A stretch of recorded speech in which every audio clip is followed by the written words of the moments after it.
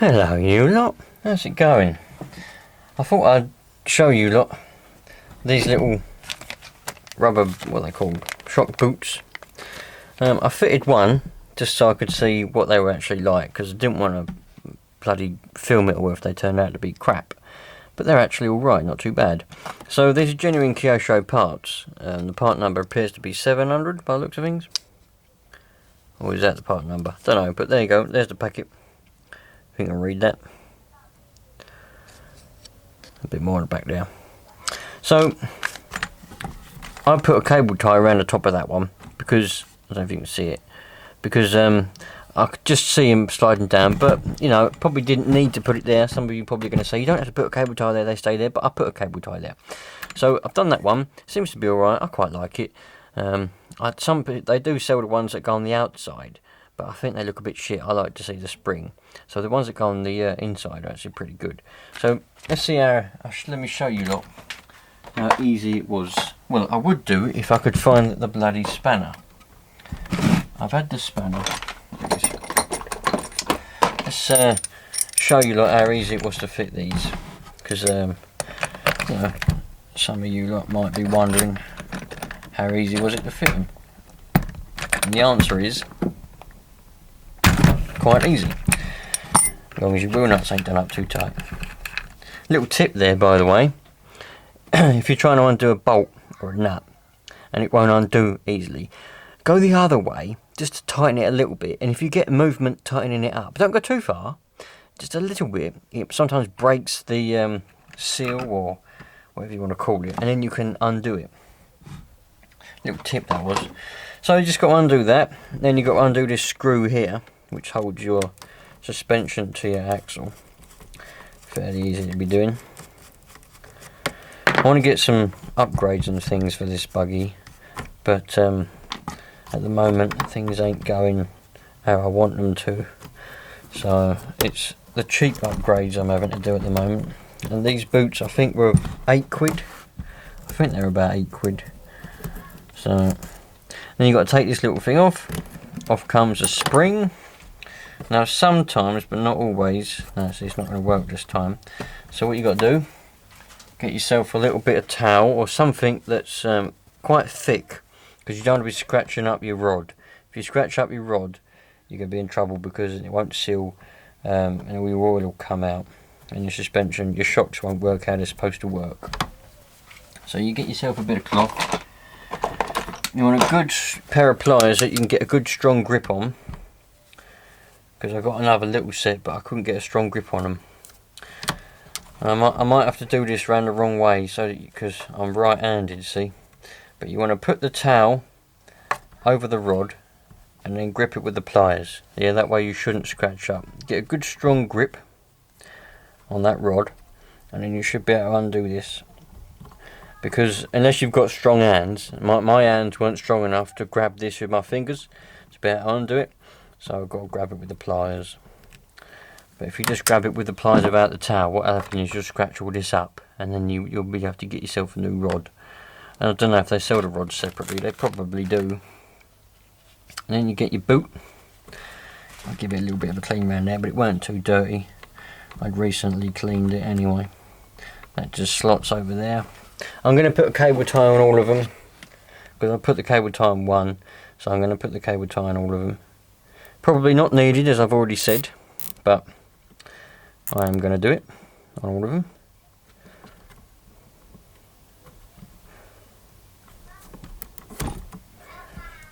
I dare say I'll be taking these off again at some point anyway, because I have got plans for a suspension upgrade if I can find any good suspension. I might upgrade the engine next, don't know, but I've got so many things I want to do. It's just money at the moment is the big problem, but I've got a lot of things I want to be doing.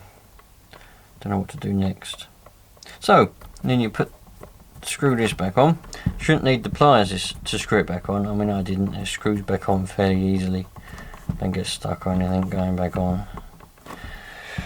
It's back on. Get your little suspension. I might give that a little bit of a clean while it's there. Little spring cup, whatever you want to call them. spring holder, spring cup, well, I don't really bloody want to call them. Everybody calls everything different names. And I just laugh and just say, it's a thing. It's a thing, so that's what it is. It's a thing. Get your spring back. Sorry. Some of you were probably laughing at that, going, you didn't put the spring back on. Yeah. Do you know the funny thing is? I did the same thing with that side. Sitting here, you know, muttering to myself as I do. Put that on first, went to put the spring on, and I was like, oh. So I've done it twice in a row. Lovely. Right, so you put that back on then. Bob's your uncle. Now what you got to do, the eagle eyes of you would notice, if you do choose to put a cable tie, it catches on the spring. So all you got to do is just nip a bit off. Where it catches, just nip a bit off.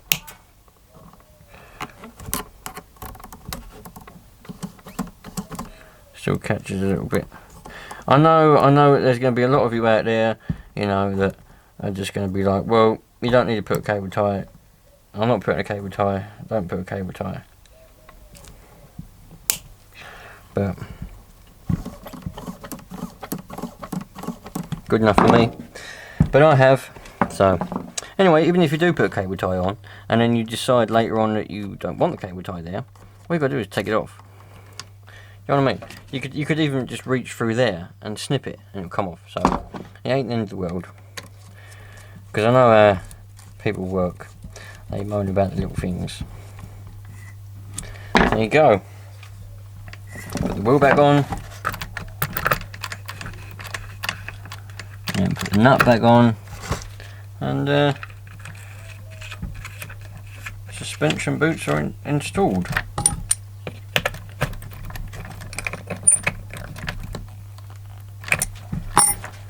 And I must say, I am quite pleased. I know the cable ties do look a bit ugly, but I'm not going to go through that again. The cable ties are staying. So now I'll just do the back.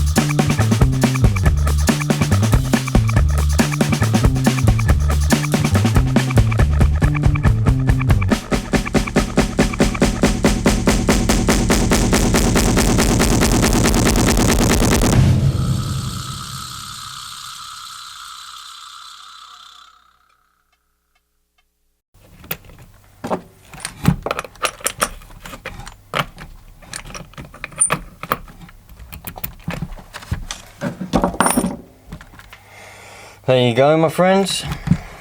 So the back ones are a bit more of a pain than the front, and I don't like the way the back ones look quite as good as the front. I like it when they're quite crunched up, but the back ones, they're not really, because of the shocks. I've got a longer throw on them and more travel. Probably noticed that I tried to secure the bottom of the boot thingy, and it's twisted now. It's going to piss me off. But I tried to secure it with a cable tie on the inside. That weren't going to work, so don't try and do that. I don't know how other people have got around the problem I had. It's because there's a long throw on these ones, more than there is the front. If you compressed it all the way and then let it come down, the boot stayed about a quarter way up, which left the bottom part exposed, and I weren't happy with that. But what I've done is I've just slipped it over the bottom and then used the little cut thing to hold it in place, and that stops it now. That's working as it should do. Same for that side. So I don't know how other people have got around that problem. Other people might not even realise that problem. They might even have that problem, but I did. But there we go. Overall, I'm pretty pleased. All I needed was the spanner for the wheel nuts, good pair of pliers, a pair of snippers for my cable ties, you didn't need them, and screwdriver and your piece of towel. And that's it. Job done, my friends. Well happy about that. I think what I'm going to do is I'm going to get some different tyres, because these ones are starting to wear on the insides. So I'm going to try and get myself some more tyres. And I want to do a few little upgrades.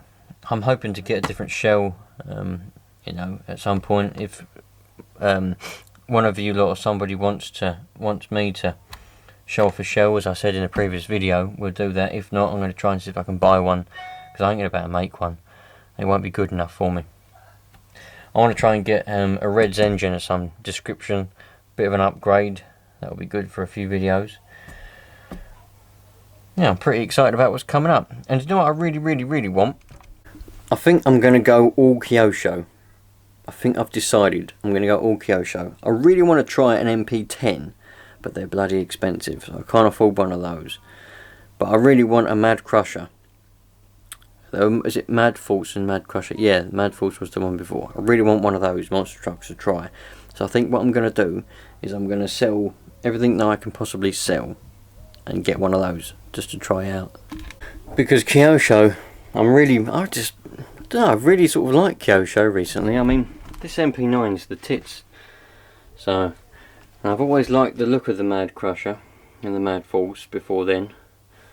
So I think it would be nice to sort of have a go of both. So I'm still going to keep the Savage. It ain't going nowhere, and neither are the two Rushes. But as far as everything else goes, I'm going to try and muster up enough money and get myself a Mad Crusher. So that's my plan, but plans change very quick with me. So anyway, hope that might help some of you lot. I'll catch you on the next one, dudes. Take care of you.